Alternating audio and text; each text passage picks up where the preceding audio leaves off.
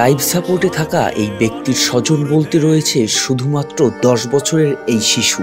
এভাবেই আজ 49 দিন ধরে বাবার চিকিৎসার জন্য সাহিম একাই লড়ে যাচ্ছেন। কেউ না, আমরা এখানে 1 মাস 19 দিন আছি।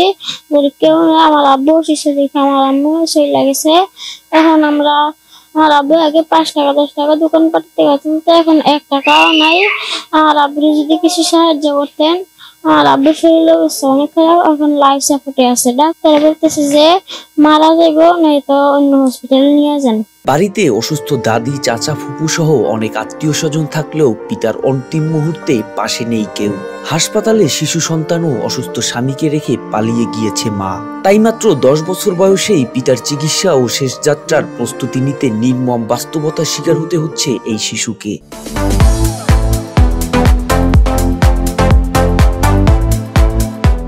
আগে গাড়ি চালাইতো, অ্যাক্সিডেন্ট হইয়া হার্টে ব্যথা পাইছে। তারপরে থেকেই ডিস্ট্রিক্ট গাড়ি বড়, আমি সরকারি অ্যাম্বুলেন্স দিয়া হাসপাতাল কর্তৃপক্ষ টাকা তুলে এখানে পাঠাইছে।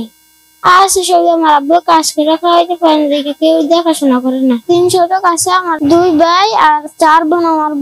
আমার আব্বুর বড় ভাই বলে যে আমার আব্বুর বড় ভাই নিবে, আর আমার ফুপিরা বলে যে আমার ফুপিরা নিবে। এখন আমার আব্বু পাইবে না জায়গা।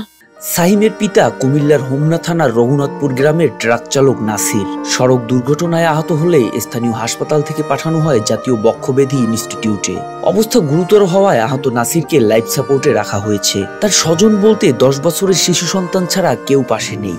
এই অবস্থায় এই শিশুটির যাবতীয় দায়িত্ব নিতে তার পাশে দাঁড়িয়েছে এশিয়ার নারী ও শিশু অধিকার ফাউন্ডেশন। বাবা, আমরা দেখেছি যে আইসিইউতে তার বাবা ভর্তি রয়েছে। এই ভর্তি অবস্থায় তার পরিবার পরিজন কিন্তু সবাই ছেড়ে চলে গেছে, কিন্তু এই শিশুটি, নাবালক যে শিশু, অবশ্য শিশুটি তার বাবাকে ছেড়ে যায়নি।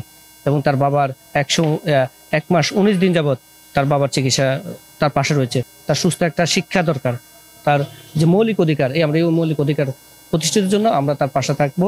সম্পদের জন্য ভাই বোন আজ দূরে সরে আছে। বিপদে হাসপাতালে রেখে পালিয়ে গিয়েছে স্ত্রী, কিন্তু পিতাকে রেখে এক চুলো নড়েনি শিশু সন্তান।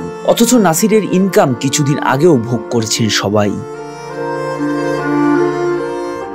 মোহাম্মদ সাইম, RTV।